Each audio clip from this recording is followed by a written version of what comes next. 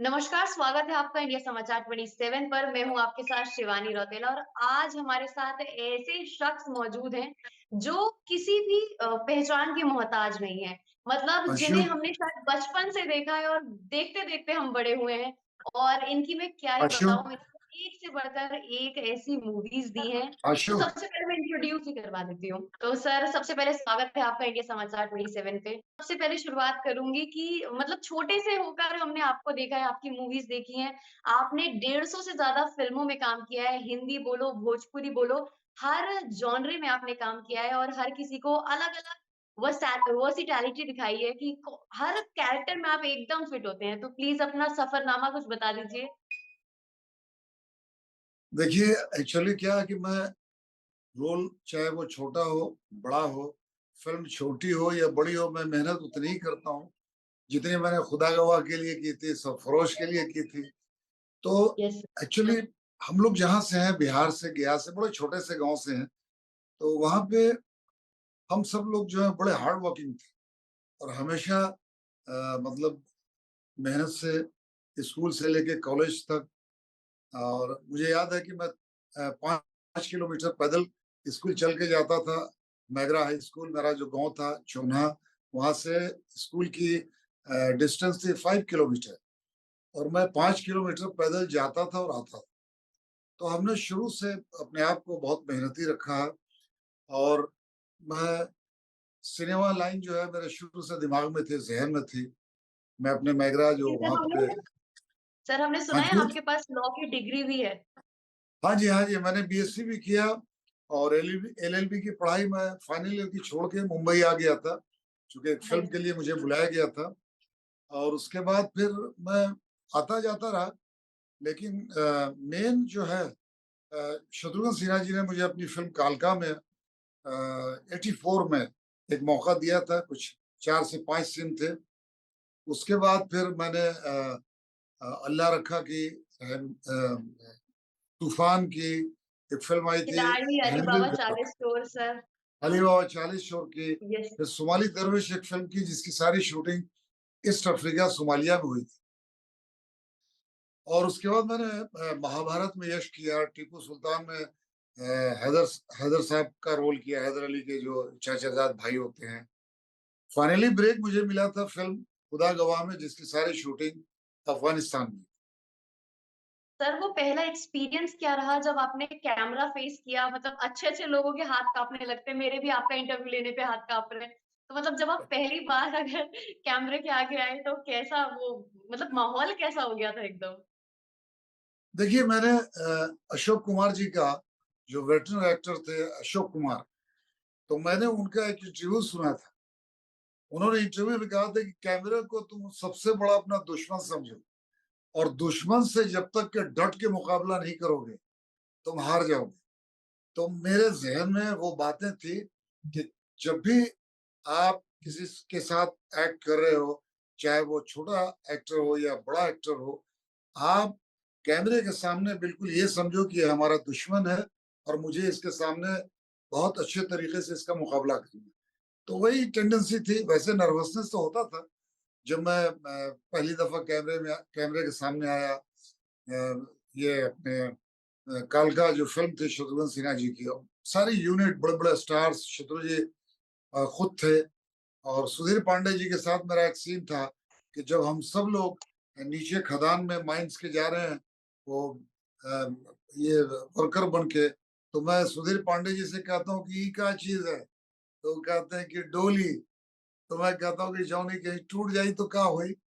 इस तरीके का डायलॉग था और जब ये डायलॉग मैं बोल गया तो तालियां बजी, तो एक कॉन्फिडेंस और बढ़ा और इसी तरीके से फिर आगे भी बड़े कलाकारों के साथ भी मैं काम करता और आज तक सरवाइव कर रहा हूँ, काम कर रहा हूँ। बिल्कुल सर। और कौन-सा ऐसा रोल आपका एकदम चैलेंजिंग रहा कि उसके लिए आपको बहुत सारा अंदर से बुलाना पड़ा कि हाँ, ये मेरे लिए थोड़ा-सा फेस करना थोड़ा मुश्किल हो रहा है? कोई ऐसा रोल है आपके दिमाग में, जो आपने करा हो तो थोड़ा देखिए, जब मैं टीपू सुल्तान में जो रोल मैं कर रहा था हैदर साहब का, यानी हैदर अली को पोस-पाल के वो बड़ा करता है। एक सीरियल का मतलब एक एक फैमिली का एक गार्जियन होता है। तो उसके लिए मुझे बहुत मेहनत करनी पड़ी थी। तो दाढ़ी-वाढ़ी सब लगाना, डायलॉग्स याद करना, और इतने बड़े-बड़े शॉट्स होते थे उस ज़माने में, और टेलीविज़न पे बड़ा चैलेंजिंग ये सीरियल था। तो चूँकि एक तरफ महाभारत चल रही थी, एक तरफ टीपू सुल्तान। संजय खान साहब इसके प्रोड्यूसर थे, अकबर खान साहब डायरेक्टर थे, और नौशाद साहब का म्यूज़िक था।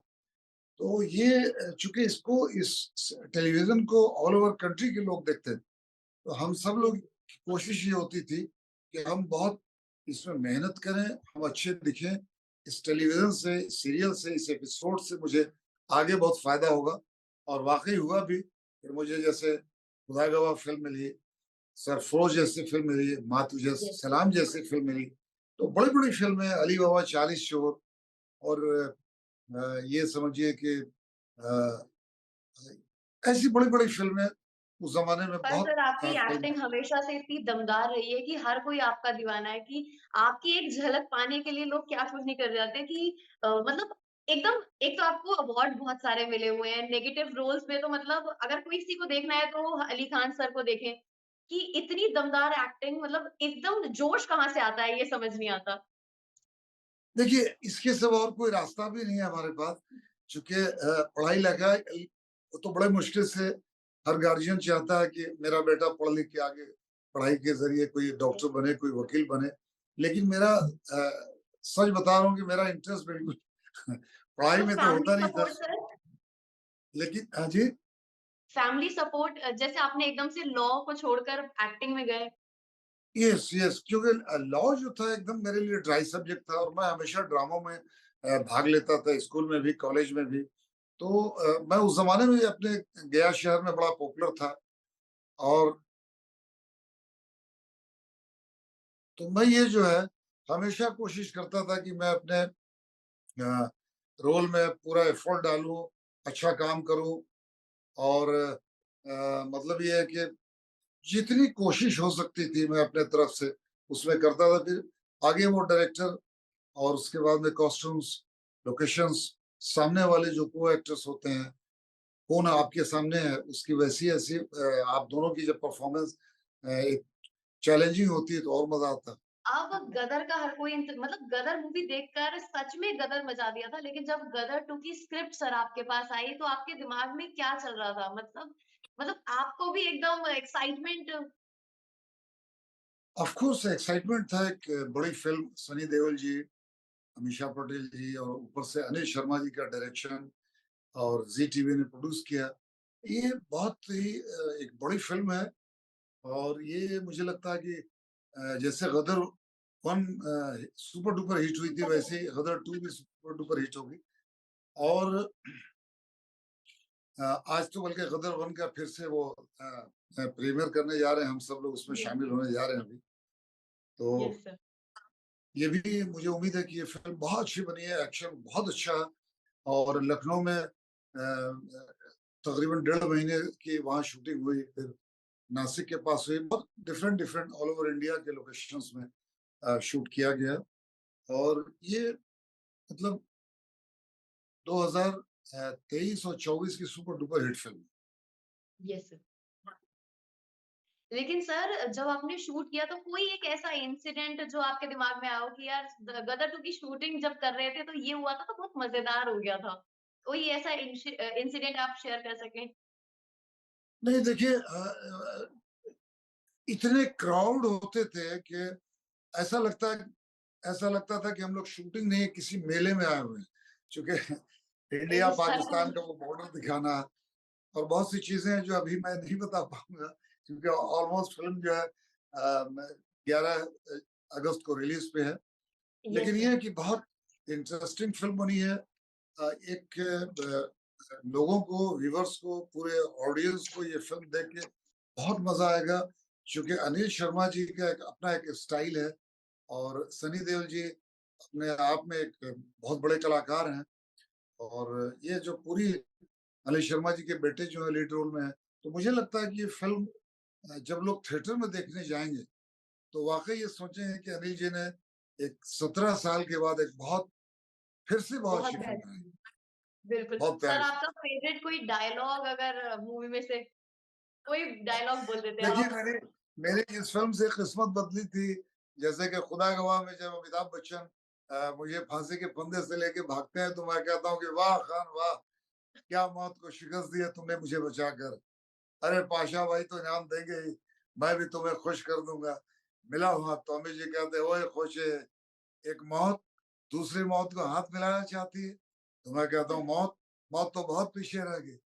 तो फिर मैं आवाज देता हूँ अपने भाई किरण कुमार जी को कि भैया ये भी बेनजीर का आशिक लगता है, मेरा सर काट कर उसे हासिल करना चाहता है, उड़ा दो इसे, उड़ा दो। ये डायलॉग जो था बहुत पॉपुलर हुआ था और एक बहुत जमाना ऐसा बहुत था पॉपुलर है। कि खुदा गवाह की रिलीज के बाद अली खान का लोग नाम भूल गए थे, हबीबुल्लाह नाम याद था लोग। ऐसे ही होता है सर, वो किरदार पहचान बना लेता है हर किसी के दिल में।